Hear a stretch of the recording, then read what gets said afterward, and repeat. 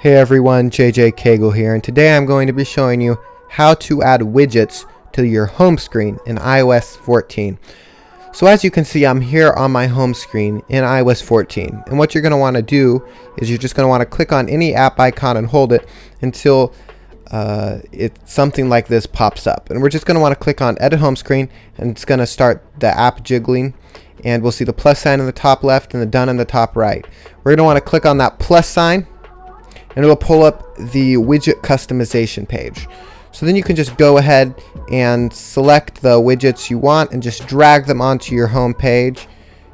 You can select multiple widgets, as many as you can fit on your home page, and it doesn't just have to be on your first home page. You can put them on any home page you want. So once you've got that customized how you want it, just go ahead and click that done button, and there you can see my widgets are there. I hope this helped. Thanks for watching. Please subscribe.